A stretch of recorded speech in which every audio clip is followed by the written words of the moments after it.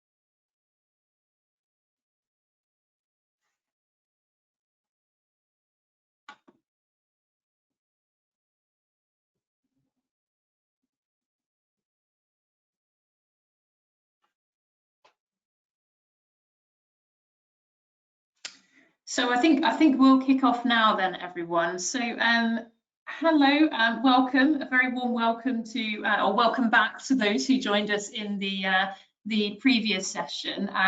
This is a two-part series that we've been running. So the first part happened on Tuesday, and this is the second part to our webinar series. Now, so welcome to those who have come back to join us for the second part, and welcome to those who have joined us just for this session. Please don't worry about having missed the first session. Although the content does flow, we will do a recap of what we covered in the first session very briefly, and then move on to the new content we'll be covering today. So hopefully you haven't missed out too much, and if you do want us to recap any of the content from last time, then we might be able to do that separately as well, so do let us know.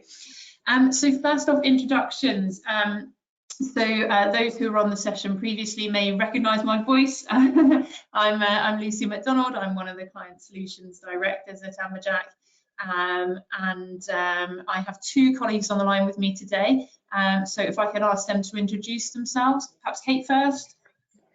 Hi there, Kate Buchanan, Client Solutions Director. Nice to speak to you all again, and very warm welcome to those of you who are joining for today. Looking forward to talking about candidate experience and candidate management today.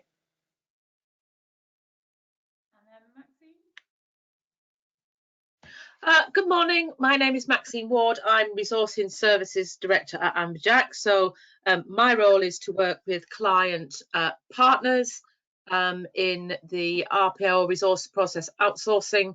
We deliver all of the services to our clients, everything from CV screening right the way through to onboarding, and my job is to look after those teams and liaise with the client to make sure that we are giving a great service. Fantastic, thanks folks. And you'll be hearing from both Kate and Maxine as we go through the session. This session is, let me just move my slides forwards, there we go. So this session is a game of two halves. It's all about preparing for next season, and this is the second part. So in the first session, we talked about attraction and assessment, so thinking about what things we might want to change from an attraction perspective for next season, and equally thinking about what we might want to change from an assessment design perspective as well. Now, of course, we know we're operating in some very challenging times at the moment, and when thinking about preparing for next season, you might be feeling like, we can't really be thinking about that yet. We can't be thinking about making changes to our process. We can't be thinking about how we're going to develop and continue, because we're in this state of uncertainty. But so with these sessions, we're not ignoring the current situation we find ourselves in with the coronavirus obviously taking over quite a challenging element of our lives. But what we are thinking about is, we really need to be continuing to be optimistic in this time, and thinking about the fact that hopefully by next season we will be back into a hopefully a business as usual mode, and we may be finding ourselves in a new normal world from the perspective of how we run our graduate recruitment and apprentice recruitment programs. But thinking forward to that, there's always opportunity to innovate and think about how we might make changes there. So please don't feel like we're just ignoring the situation. We know it's challenging, but hopefully some of these ideas will actually help you think about how you can prepare for next season. So by way of an agenda, what we are going to cover in today's session is an introduction to Amberjack. So for those of you who were on the last session, we're essentially going to cover the same thing there. We're then going to talk about a little bit of a recap of last session and what we covered. Then the main two topics we're going to be covering today are around candidate experience and why it's so important, and candidate management, and then moving into thinking about RPO and outsourcing as well. And at the end of this session, we're going to bring it all together to think about, well, what do we want to take forwards from both of the sessions. And equally at this point, what I will mention is what we mentioned on the last call as well, is we're potentially thinking of running an additional session, which is around, now that you've got all of these wonderful ideas about what you might want to be thinking about adapting for next season, and actually how do you go about building that business case? And so it will be a practical guide to thinking about how to build that business case. And we're hoping to run that session just after Easter. So at the end of the session, we will be asking you to answer a question as to whether you'd be interested or not, so that we can gauge interest and see whether that's a viable option. That, as I said, that session will be running after Easter. So we will come back to you with diary dates should it have enough interest. So that's what we'll be covering today.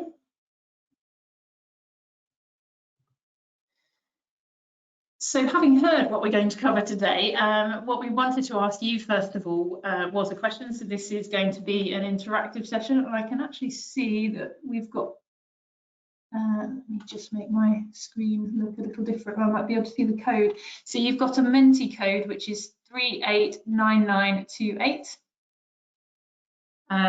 So if you haven't used Menti before, it's www.menti.com.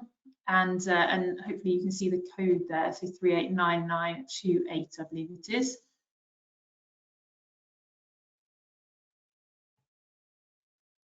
And so the question that we're hoping to ask everyone is, what element of candidate management and candidate experience would you like to hear more about today? Lucy, can you just share the code again, please?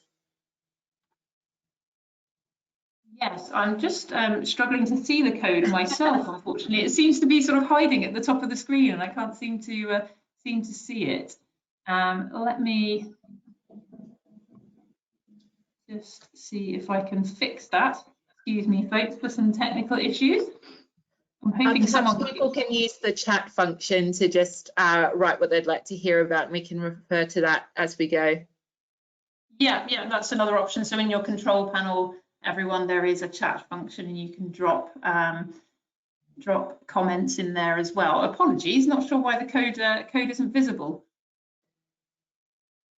I'm assuming people can see when I'm hovering, that you can see kind of the bottom half of the code, but not the top half. Yeah, you can see the bottom half. I can see it's got some 9s in it, but and I think that's a 3 and a 2, but I'm not 100% sure on the other 2 digits. So apologies. But if people want to drop some questions through, then or some thoughts through on what they'd like to hear about today on this topic, that would be great.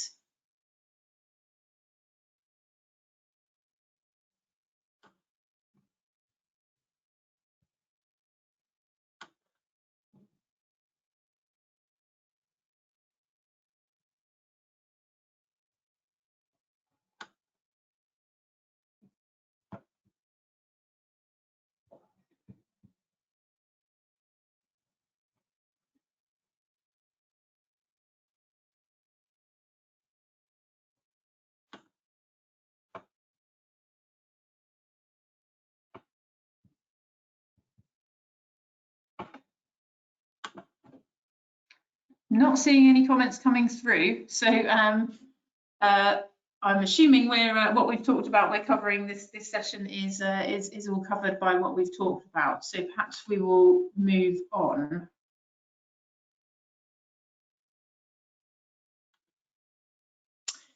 So as I mentioned, the first thing we'll be talking about is who we are.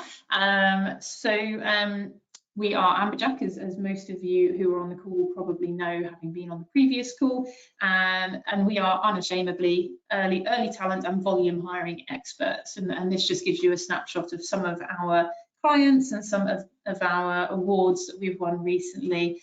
And also gives you a snapshot of kind of how we operate as an organisation and what our values are. And this is all underpinned by some of our wonderful technology that we utilise to design some of the solutions for our clients. I will not say any more at this point because I'm sure you heard it, or most people heard all of that last time. So what we're going to cover first off is just a quick recap on what we talked about in the last session. So there were two elements that we talked about in the last session, which were attraction and assessment. And so from an attraction perspective, we were talking about, having been through most of your hiring probably by this stage of the campaign, you will have an amount of data to look at, and it's really time now to sort of have a think about reviewing that campaign, looking at the season just gone and understanding, I suppose, where some of your challenges are from an attraction perspective.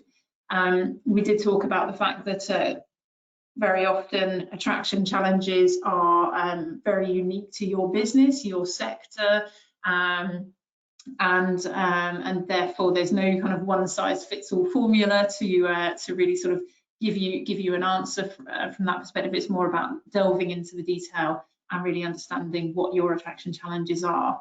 And really the question that we asked collectively was, in terms of what it all boils down to, was, are you attracting enough applicants of high enough quality to fill all of your roles? And if you can answer yes to that question, then perhaps there's not an awful lot you need to do from an attraction perspective. I suppose the question you can then ask is there any more that we can do? But if you're answering no to that question, then there's probably some reasons why that you can really pull out. And then once you start delving into those, that's when you can really start thinking about how you can adapt your attraction. We did also talk about the fact that not everything needs to be resolved by attraction. Some of those elements can be in your candidate experience or your assessment journey, or other elements that we're going to talk about today as well. And I'm just going to hand over to Kate to talk about what we covered from an assessment perspective last time. Thanks, Lucy. I appreciate it was a bit of a whistle-stop tour through assessment, and we often have a lot more time to talk about these very meaty topics. But essentially, we wanted to talk about how to make your process more effective, efficient, and engaging. So it's not just about tools that are working, but when we're being asked to do more with less, how can we do that in a more efficient way? The appropriate use of automation, making sure that it's a great candidate experience as candidates move through, and there's enough candidates moving through the pipeline. There's no excess of candidates and there's no bottlenecks happening. And we also want to make sure that there's opportunity to make that selection process engaging. You're telling a story as candidates move through that journey. Often with off-the-shelf assessments, there's no real differentiation between you and competitor organisations or competitor roles. We talked about entrepreneurialism and those sorts of roles that graduates and apprentices are now considering. So how can you differentiate yourself and get candidates really engaged and excited about your opportunities? So some of the reasons we talked about considering to change your process is how long has it been since you've reviewed that behavioural framework that defines success in your organisation? If it's been more than 3 years, yep, definitely. Things have definitely moved on in the world within that last 3 years, and more quickly than ever now. So it's really important that we review that behavioural framework and the tools in which we're using. We want to assess all the data you have available, the scores that candidates are attaining throughout the selection process at different parts of the process. We want to make sure that there's no adverse impact on those diversity groups as you move through the process. So you don't want to get through to the offer stage and realize that all your candidates look the same. So being really proactive about using data to manage your diversity pool throughout the process. We talked about, sorry, Lucy, just quickly, the different tools, the usual selection process, which would be Match Me to allow candidates to self-select in or out, situational judgment test, which assesses cultural fit and gives that realistic job preview, blended assessment, which has a look at things like values, motivation, as well as applied intellect, moving away from things like the usual numerical and verbal reasoning tests that feel a little bit not face valid for a candidate. Video interview in replacement of telephone interview, and paperless and virtual assessment centres. And just to finish and really remind you all, I think as the world continues to change so quickly, it's less about competency, tell me about a time when you've demonstrated something, and more about assessing somebody's future potential. Sorry. Okay, fantastic. Thank you very much for covering that, Kate. So hopefully that's, of those people who didn't join us last time, hopefully that's just caught you up a little bit. But if you did want to explore in more detail what we covered there, then I think we have the recording available as well. So just to kick off our first topic today, it's around candidate experience.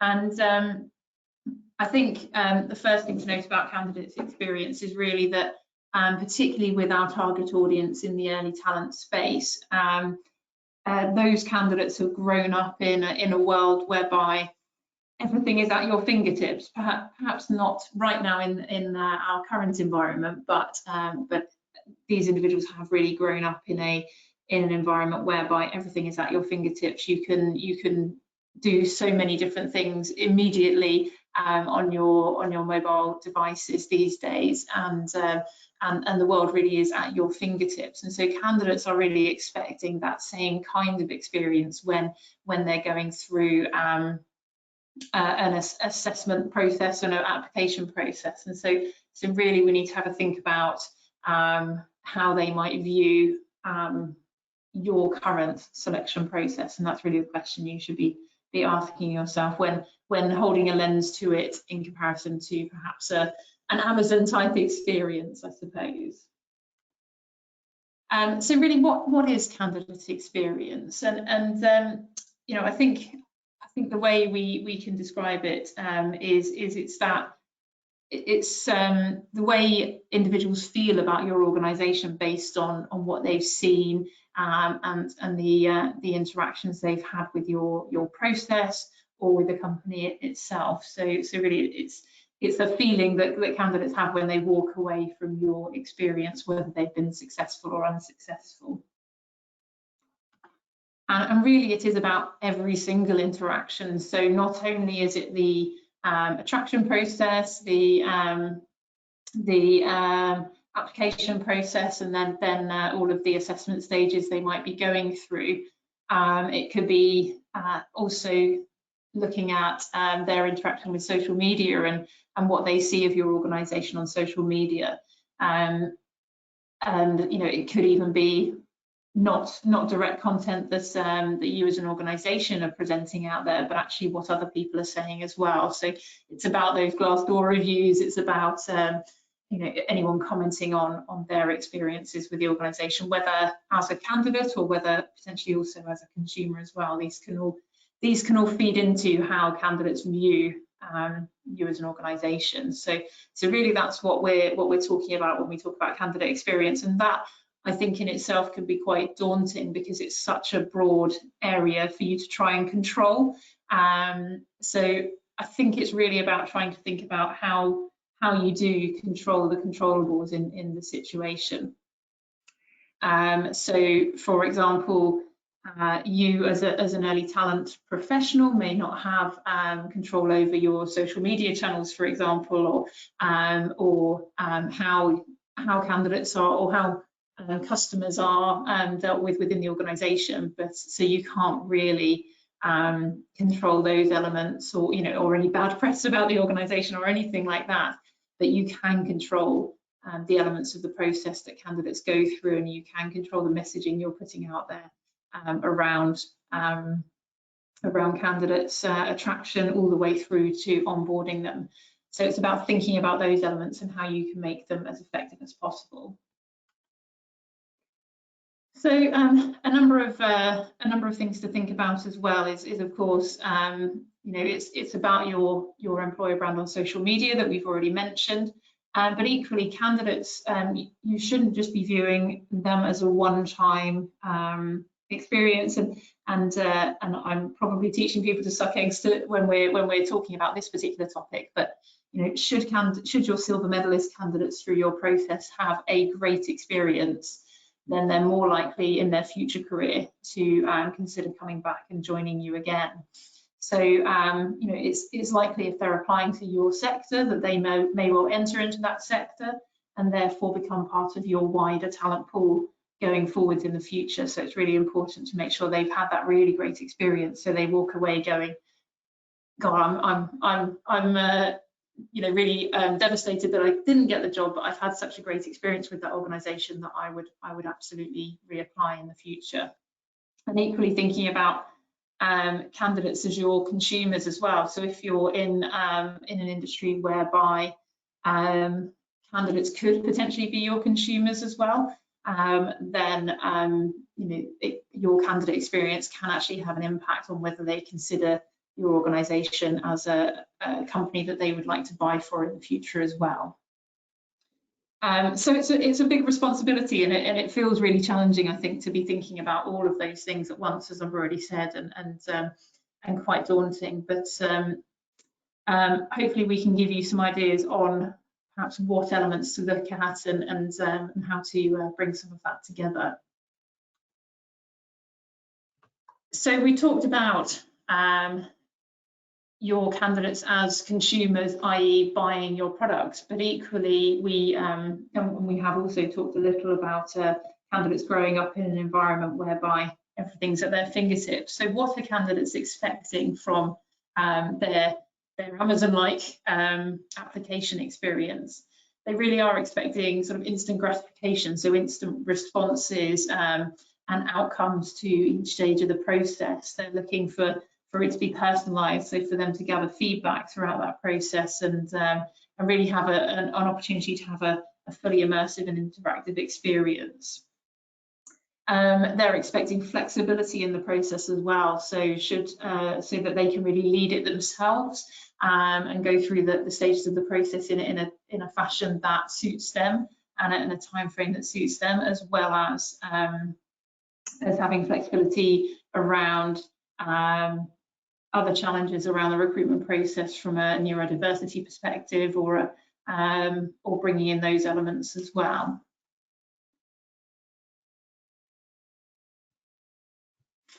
And I think this slide really sort of brings to life some of the some quite shocking statistics, actually.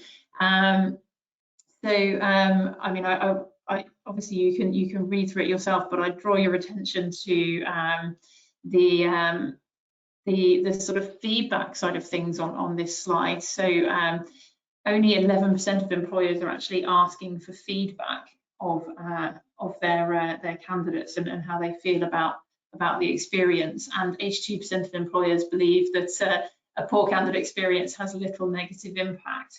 But if you look at some of these other stats around the impact it can have on candidates thinking about withdrawing from your process, for example, or not buying your products in the future, or how much they are likely to be putting that message out there to others, either friends or family or on social media, about the poor candidate experience they've had, it can really have an impact on your organisation, and not only just on your ability to hire early talent hires within the space. It can have a wider knock-on effect as well. So not to be scaremongering anyone, but I just thought some of these stats were really quite interesting to really pick up on and think about how, if you as an organisation are asking candidates for feedback, then you're A, ahead of the game, and B, you're armed with information that will really help you understand what you can do to change your process going forwards. And when we're thinking about early talent, what should we really be thinking about? as how we can bring it to life and what impact it's going to have on improving our candidate experience. So I always think about candidate experiences as our opportunity to showcase our brand. It's our opportunity to tell the stories that we want to tell. So bringing all of those wonderful concepts we talked about from attraction through into the experience that candidates have as they go through the process as well. So it's not just about having those attraction messages up front, but the whole way through. And really, having the opportunity, having the flexibility and the opportunity for candidates to deselect themselves from the process, to really engage candidates through each stage, so not just at the attraction stage, and then have this ability to be flexible, manage the communication, and sort of have fairness and consistency around the process. And these are all things we talked about from an assessment perspective as well, and an attraction perspective. But from a candidate experience perspective, just bringing it all together, I think, and looking at it as that end-to-end process, it really is our opportunity to make a significant change to how people view our organisation. And some of the when Kate moves on to talk about candidate management, some of the tools that we utilise as an organisation in the background that help us do these, help us make these processes more effective, we'll bring some of those to life as well. So what's our advice, thinking about all of these things around candidate experience? I think what you should be thinking about in going into next season, if you do think that you have something to change around candidate experience and you want to make improvements to it, it's about reviewing each stage of your process. So from all the way from attraction all the way through to onboarding, and having a look at, well, where are our problem areas, where are our problem childs, and what can we do to mitigate those risks that we have within our process at the moment. If you already have the ability to measure candidate experience, then great, because hopefully that will give you an indication as to where your challenges are. But equally, you can look for clues in your process around candidate experience, i.e., are you having lots of candidates drop out at a particular stage of the process, and therefore should that be something you should review and explore as to whether that's a really great candidate experience, and getting feedback from candidates who are going through the process in flight, so at assessment centre, getting feedback from candidates who have been through the process, and just it doesn't all have to be an automated process, some of it can be qualitative as well, and really trying to understand where you're at in terms of candidate experience and how you compare to your competitors. And finally, I just wanted to talk about feedback, because feedback is one of the biggest things that can have an impact on candidate experience. So obviously, in sort of a world several years ago when I first started working in early talent, it was very much acceptable that candidates made their application. Perhaps they didn't hear from the organisation for probably a couple of months while the organisation waited for all of those other applications to come through the door. They had a closing date, and then they'd finally come back to candidates and let them know whether they've been successful or unsuccessful going through the process. It's surprising to me today to hear the feedback from candidates,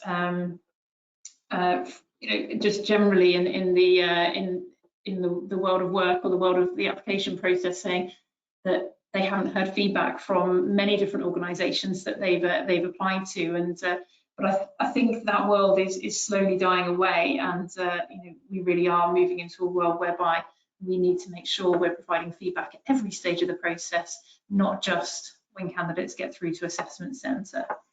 Obviously, the candidates that do get through to assessment centre are the ones we want to spend more time on.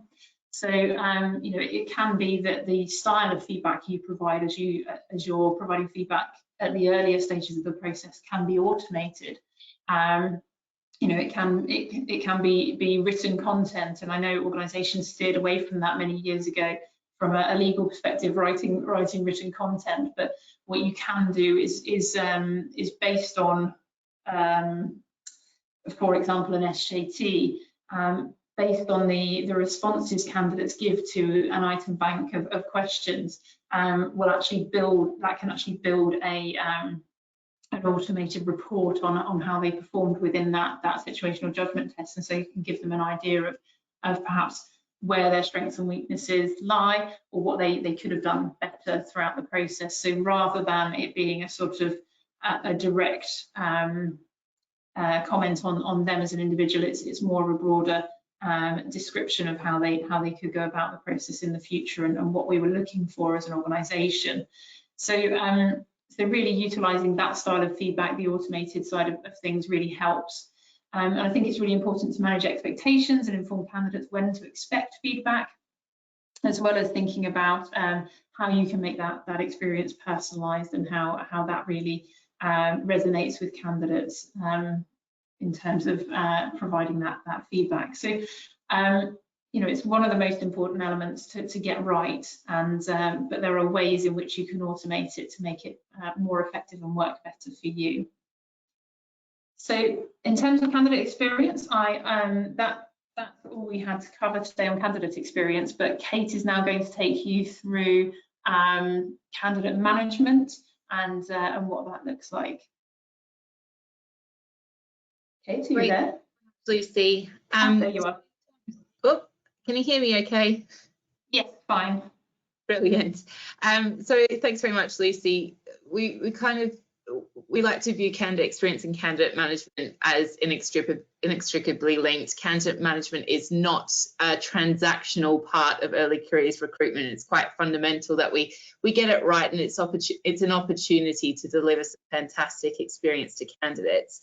So we say that active candidate management is moving candidates through your pipeline, through the selection process, but it needs to be in a timely manner. What can we be doing to speed that up for candidates? What can we be doing to allow them to drive their own experience, to use things like automation to reduce bottlenecks? And like Lucy said before, their expectations of consumers are things are instant. So what can we be doing to help them move through the process as quickly as possible? It's important that we're reviewing our pipeline in a real-time manner. So at Amberjack, we have pipeline reports. Our client partners monitor those and share that with clients weekly. And the pipeline report is really a snapshot of where each candidate is in the selection process. We have a look at pass marks, at conversion rates, but also we forecast whether we're on track to fill the upcoming assessment centres. So that pipeline report can't just be for the total volume of applications you're receiving, but we really it's important to look at that nuanced detail into the different roles in which you're recruiting. And if you have vacancies for different locations, if your assessment centres are set up that way, it's really important that you pay attention to the detail, because sometimes our pipelines can be quite oversubscribed for the more popular locations and opportunities, and very undersubscribed and under-resourced for less popular roles and opportunities. So it's really important that we pay attention to the detail, that we've got enough candidates coming through. Have a look at the pass rates, have a look at the forecast to make sure that you're on track to fill those upcoming vacancies and assessment centres. And it's about managing candidates' expectations. So communicating with them what the next stages of the process are, when they're likely to hear back, and that can really help reduce those email queries, hotline queries. If you can effectively manage that communication and their expectations of when they're likely to hear back, then that can really reduce that traffic and also make them feel a lot more happy and content about their application. We need to focus on all candidates, not just those progressing to assessment centre, but as Lucy said, there's an opportunity to give feedback and to keep that candidate experience positive. it's important that we have a look at those, as I say, those difficult to fill pipelines, to see if there's anything we need to do to nudge attraction along. If we're oversubscribed in some areas, we've got too many applications, how can we redirect them? Is it possible to encourage them to consider another opportunity or a location? Or do we need to turn that attraction off, turn the tap off for that particular opportunity and divert the activity elsewhere? So candidate management is really about effective, proactive management of all those individual pipelines, really getting under the detail of where the bottlenecks are, if you're on track or not to fill their assessment centres, and taking those decisions early as to whether you need to review benchmarks or postpone assessment centres. It's your opportunity to really take control of the campaign, and where possible, take action or advise your stakeholders internally, look, we're not on track, or we need to do something differently. It's really, I guess, the point of success for every campaign. The other side to things, I suppose, rather than the pipeline management, is that candidate query piece, and making sure you've got some effective SLAs in there for how quickly you're able to respond to candidate queries, and being really realistic with the candidate expectation of how quickly you're able to respond to those. Thanks, Lucy. So in terms of the principles of candidate management, what's really important? So I said that there needs to be some clarity in process, of the process and the opportunities available, really managing candidates' expectations. I think where we see withdrawals or reneged offers, it's usually as a result of people not really understanding what the process is, the timeframes, what the opportunities are. So it's that mismanagement of expectation. We see candidate management as an opportunity for self-selection and managing volume. So using tools like MatchMe's or realistic job preview elements in each selection tool allow candidates to say, you know what, knowing what I know about your organisation now, that's not for me. As a recruiter, that's still a really effective, I guess, transaction, if you like, or interaction with candidates, because, you know, effectively processing candidates is a costly experience potentially. So managing those volumes more effectively and allowing candidates to say, do you know what, not for me, as early on in the process as possible, can be really effective for the management of your pipelines. It's about having appropriate selection tools and making sure that we're able to filter out candidates effectively. And allowing candidates to self-serve, so where possible, reducing that manual effort from your early careers recruitment teams and allowing candidates to drive their experience as much as possible. So it's things like having integrated selection tools and an ATS that allows candidates to click on to the next, if they're past that particular stage, they can click on and progress to the next stage of the selection recruitment process. It's also about potentially having something like self-service booking tools, so where you might have telephone interviews still, or assessment centres or feedback. They have slots that candidates can just simply book themselves into, rather than waiting for a recruiter to take that action. We've talked briefly about automating the process and just allowing candidates to progress as quickly as possible and not having to wait for that recruiter interaction. So what technology do you have available, and how is your ATS integrated with those different selection tools to allow candidates to really quickly and smoothly run through the process without having to wait for your action?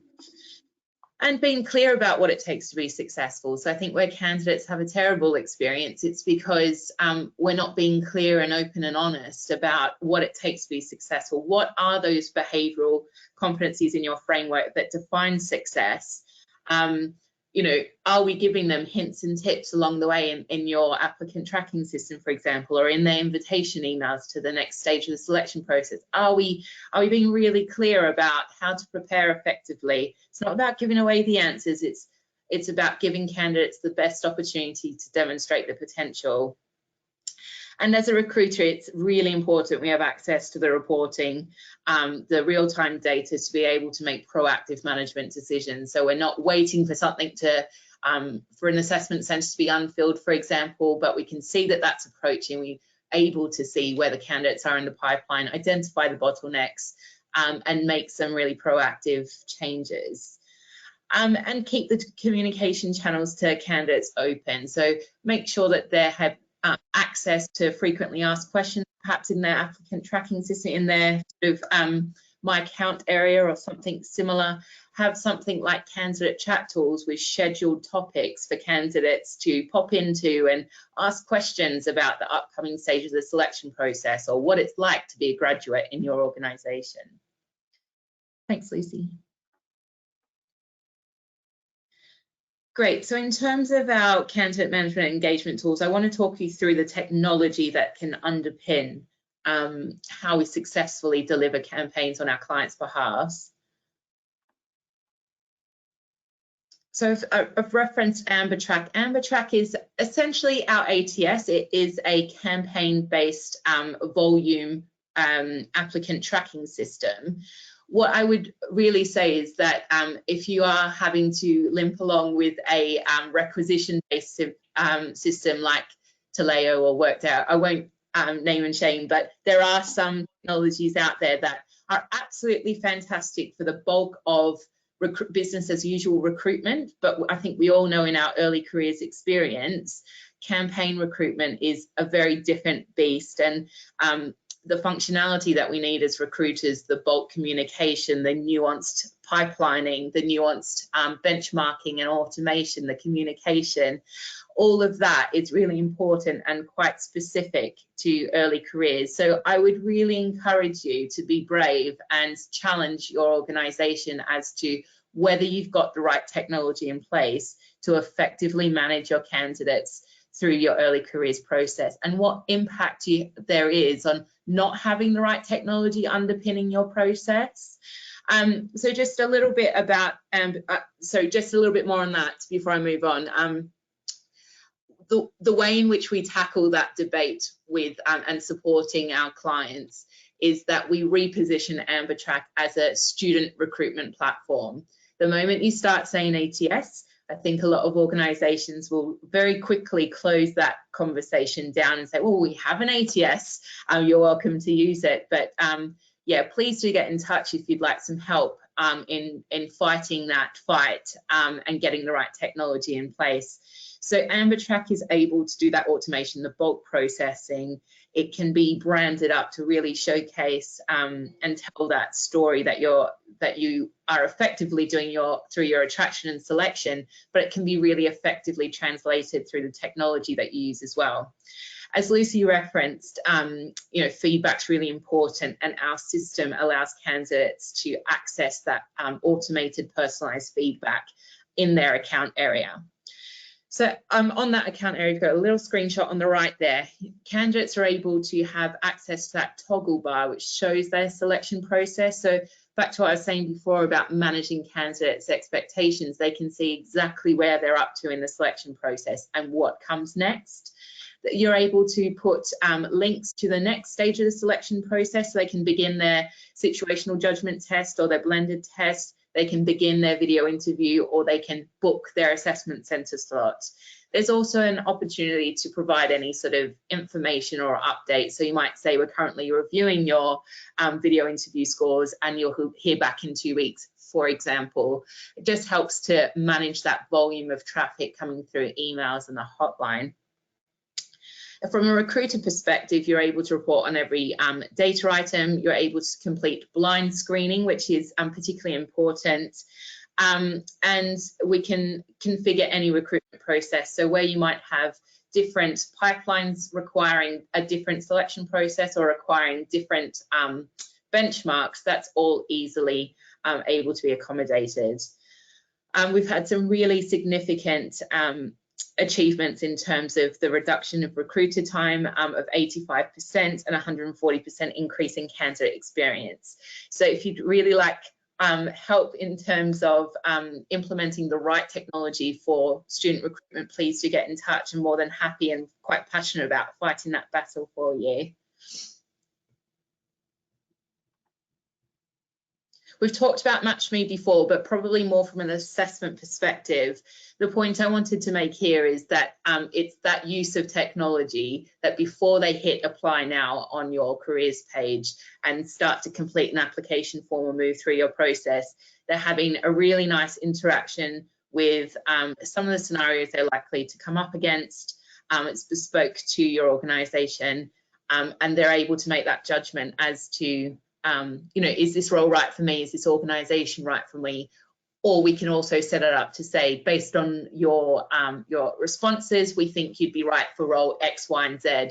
So from a candidate management point of view, we've got more, I guess, pre-qualified candidates who know a little bit about and know what to expect from the brand and from your early careers process, but equally, where you're potentially oversubscribed for some pipelines, this might divert some of those applications to lesser known pipelines by showing candidates, actually, you might be a great fit for that particular pipeline.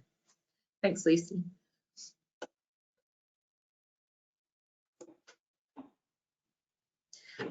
Member Chat I referenced before is a candidate chat platform. This is a standalone piece. It's a web-enabled tool, and we use this really effectively in Maxine's team for the outsourcing piece. So this is really about engaging with candidates, giving them the opportunity to have some really meaningful ongoing conversations. So they are pre-scheduled chats that you can promote and say, okay, we're having a chat on females in construction, or we're having a chat on how to complete a video interview successfully. Candidates can join, learn more, engage with you, and really continue a conversation. So it gives them the opportunity to have hints and tips, or also learn more about your organisation. So it works really effectively to, manage the selection process and candidates' experience, but also really bring home some of those messages about graduates and the reality of working within your organisation. So you might have recruiters join the chat on your behalf. You might have graduates or your existing apprentices, for example. But it's a really good opportunity to engage throughout attraction, throughout the selection process, and to also utilise through onboarding.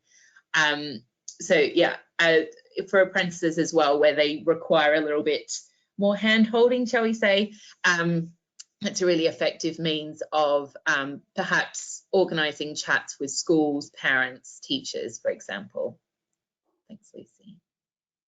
So we do have some other technologies that we have slides about that are in here, but actually, in the interest of time, I think it's important to get on to the element of RPO. So I am just going to flick through these slides. I think we talked about a number of these technologies last time. I'm just going to sort of slowly flick through them just so people can have a look at them. And now Kate's going to cover with you a little bit more about how we partner with our clients from an outsourcing perspective. Thank you. So yeah, a bit whistle stop through the technology. There's a lot to cover there, but please do get in touch if you'd like some help to navigate around that, or you'd like help with a business case. In terms of supplier partnership, this is really about reflecting on everything that we've spoken about so far. There is a lot to be responsible for in delivering early careers recruitments. There's the attraction, there's the selection process, there's the thinking about candidate experience. How am I going to effectively manage these candidates through the process? So, you know, what we would say is that Amberjack, we are here to be an extension of your team. That is the way that we're set up. So if you move on, Lucy, we would like you to sort of potentially consider how you can utilise outsourcing to help you achieve some of these things.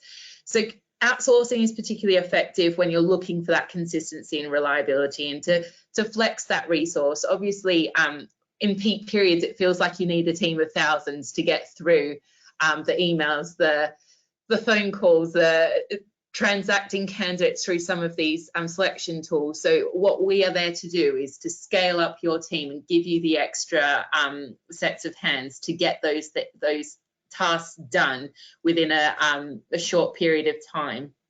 So we can help you from sort of just the screening piece in terms of applications. We can help with video interview screening. We can manage candidate queries. And we could do the candidate engagement from a candidate chat perspective, or the communications, and we can manage candidates through that process on your behalf. So we can really generate some cost efficiencies by making sure that we are focusing on those more manual, heavy lifting tasks that need to be done quickly and well in terms of managing candidate experience, so that you can focus on those tasks that you're uniquely qualified for, which are things like engaging with your stakeholders, or preparing onboarding, preparing the development program when they actually join, those sorts of things. So we just free you up to focus on the things that are really important, and focus on those candidates that are most qualified to join your early careers programs. And it's important that you have access to what candidates expect, what the industry insights are, any hot topics. So as supplier partners, we are there to help make sure that you're at that sort of bleeding edge of what's new, what's different. We're also able to help you be out on campus and attend things on your behalf, where we've got trained assessors that can help in terms of resourcing your assessment centres. Okay. So it's really important that you understand that we are a genuine extension of your team, and that's only really made it successful by real robust implementation. So we achieve that by completing detailed requirements gathering session, mapping out your process, establishing SLAs, KPIs, MI reporting requirements, documenting that, playing it back to you, agreeing a project plan, compiling those FAQs to manage those candidate queries. We do the user training to make sure that you're familiar with the technology that you're using. Ultimately, if we're managing the candidate process, then some of our clients don't even really use the technology, but we make sure that that's available to you.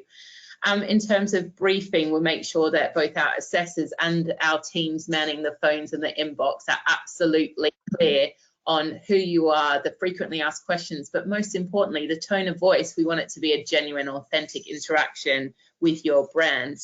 And lastly, and I think something that really sets us apart from our competitors, is our approach to quality assurance, and making sure we've got a really in-depth grasp of that everything is fair and consistent.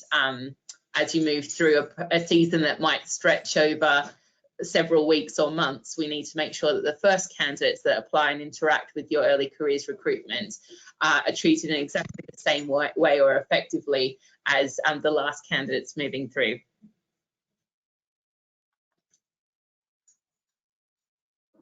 And so we did talk about bringing this all together, and this was a slide that we looked at last time around just the attraction and selection piece, but we've brought in candidate experience and candidate management there as well. And down the left-hand side, you will see all the challenges that that some of you raised as things that you're facing, or challenges you're facing around your entire recruitment process. And you can see that elements of each of attraction, selection, candidate management and candidate experience can actually come into play with all of those challenges. So it's about thinking about which element is most important for that particular area, and where it's going to have an impact. We did think that when we'd be looking at this and putting this together, that actually some elements would potentially be more important around particular elements than others, but actually we felt that we could argue with every single area, so attraction, selection, candidate management, experience, that they would help some of your challenges in some way. So bringing it all together, I think all of these elements can have an impact, and it's about building your solution. So there might be a small tweak you want to make to attraction, but a bigger piece that you want to do around selection or the candidate experience, to really make sure that you're ahead of the game in terms of what your process looks like. So hopefully that's sort of giving you an insight into our thinking around it. And before we close, we did want to talk about our top 6 reasons to act now, for this session, mainly around candidate experience and candidate management and the RPO side. Obviously, in the last session, we talked about reasons to act around attraction and selection. So these are particularly aimed at the second 2. So if you haven't reviewed your end-to-end candidate experience in the last year, then that would be a reason to be thinking about. If you're seeing candidates disengage in your process at more than one or more stages, maybe you're seeing an increase in numbers of reneged offers, or your attrition rates are increasing. Perhaps you've seen an increase in negative ratings of your recruitment process on social media platforms, and that's worrying you. Perhaps you might be feeling overwhelmed by the manual effort required to manage your volume effectively, and that might be a reason to be thinking about looking at outsourcing some element of your process to try and really help you manage that volume. And finally, perhaps you're feeling like you're unable to fill some of your planned assessment centres, or you have been unable to do that in this season, or you're finding it hard to fill your vacancies in general. Then perhaps looking at outsourcing and managing an element of the process will help, because we really gear up to make sure that if we're tasked with managing those assessment centres, then we will do our best to actually fill them and make sure we're managing candidates through the process in an effective manner.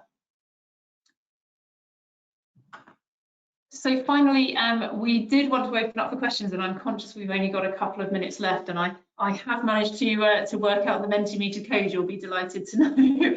So if we jump onto Menti, oh, it's actually showing up on this slide. So if folks would like to jump onto menti.com and use the code, so 369928, to ask us any questions, and Maxine is here from a candidate management and an RPO perspective, and Kate and I are more than happy to answer any questions, even if you've got questions from the last session that you didn't get to ask. While we're waiting for questions, Maxine, was there anything that you wanted to add, or any sort of summarising comments as well? Yes, absolutely. I think what's important to me when you're selecting an RPO partner is that you are confident that it will be collaborative and they will absolutely be part of your team, which is some of the key messaging that we've had here. The clients that I work with, I think we have a very direct and open and honest relationship, especially when through challenging times. So pipelines do not always behave as you want them to do, and it's about being able to work together in an effective, mutually collaborative and trusting relationship to tackle any issues that you might have, and equally to celebrate success. There are other elements that I think are really important, and one is about the control of the operation. So for me, that comes in working with the teams in Amberjack and my client partners to make sure that our clients have a transparent view of what's going on in their pipelines, and that we can articulate confidently what's happening, what that actually means and what we need to do about it, and work with the clients in order to achieve that. So I think thorough project management, great reporting so our clients can see at all times what is happening in their pipelines, and a really effective and proactive approach to pipeline management, problem solving, and sharing in success. The third element I think that was covered briefly is quality assurance. So we have a dedicated quality assurance team, which I know not all providers give, and their team really concentrates on making sure that my teams are achieving your SLAs, that the quality of any part of your assessment is where it should be, that we provide guidance and coaching.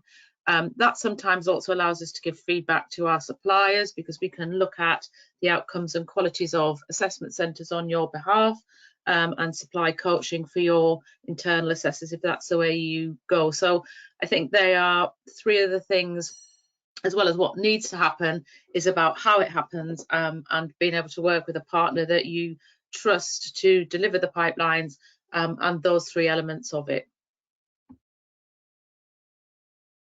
Thanks, Maxine.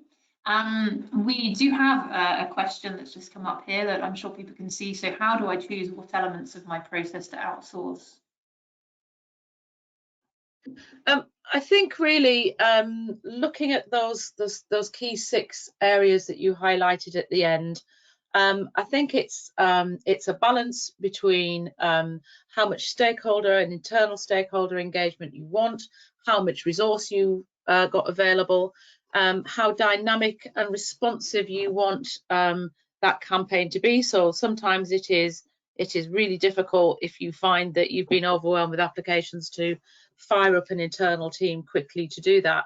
So I would always sort of take the approach of looking at each element of your pipeline, finding out where your pain points are, looking at your candidate experience, and if you think that you are giving the best experience to your candidates.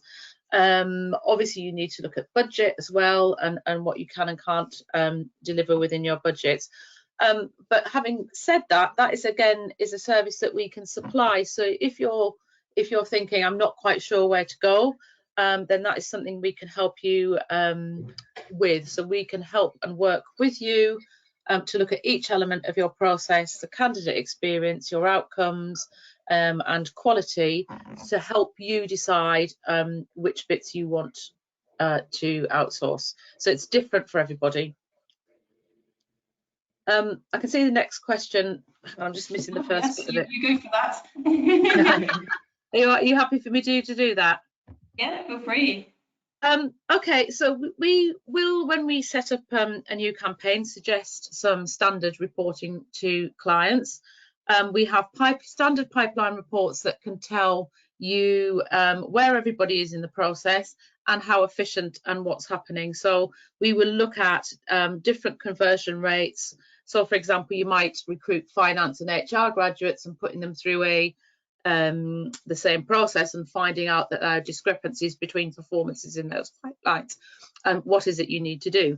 We'd also look at things like a diversity approach to see, for example, if your female applicants are performing as well as your male applicants, and we can adjust the level and detail and the frequency of that reporting into our clients depending on what the clients need.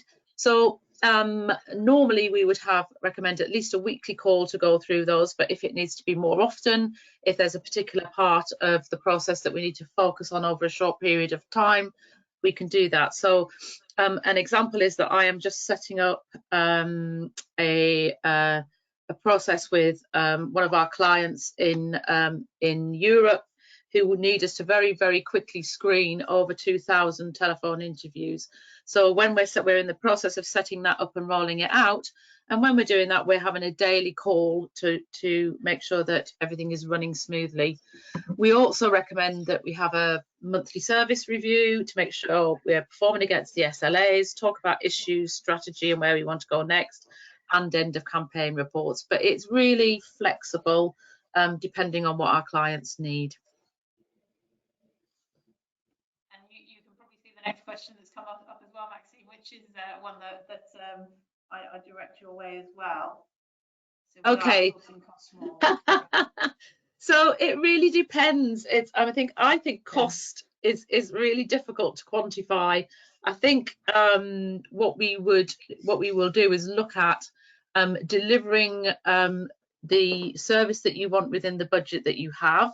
But I think we all are very, very aware of what our bottom line is, but I think there are many more elements to consider, and that is around the benefits to you as an organisation, things like retention. So when you're looking at costs, are you just looking at the point at which you get somebody to join, or are you looking at the broader costs in terms of attrition, retention, cost to the business, candidate experience, and whether that fits in with your business strategy? So I can't really give you a yes or no answer to that, but I think again, as part of when you're thinking about outsourcing and what the benefits and costs might be, that would tie in with any proposed solution to get you to a point where you're confident that A, you're going to get the benefits that you realise from it, and B, it's going to deliver the services and achieve the goals that you want from actually deciding to outsource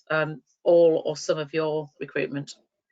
And I'd just add to that as well. I think the role for me and Lucy in the team at Amberjack is to work with clients to help them build a business case. So part of our role is to really unpick what are the hard costs of your recruitment and soft costs. So soft costs might be things like the opportunity costs. So, you know, how much time are you spending on some of these really heavy lifting manual tasks that could be redirected elsewhere? Time taken away from critical projects, for example. So myself and Lucy can work with you to really unpick, you know, what are the costs of your recruitment activity, both from a direct point of view, but also the sort of more hidden costs as well. So be more than happy to help you with that. Yeah, that's a really good point, Kate, to finish up on, actually. And I'm conscious that we have gone over time, and I know we mentioned and we did a little bit last time as well, but we've just got so much that we want to cover in these sessions. So and hopefully that does come across our passion for these topic areas. Conscious that we were going to ask the question around whether people would be interested in the further webinar about building the business case. I think because I've seen a number of people having to drop off the call, probably going on to other meetings or trying to grab some lunch, that it's probably not worth asking that question just now. But what we will do is come round to the audience again and ask if that would be something that people would be interested in. So if you are, please let us know, and we will sign you up for that next session once we confirm that there's enough interest in it. So again, from me, thank you ever so much for your time today. Hope it's been a really interesting and informative session and has added to the content that we spoke about last time. Thanks very much to Maxine for her insight, and Kate for sharing the elements around RPO and candidate management too. So thanks folks, and we shall speak to you again soon.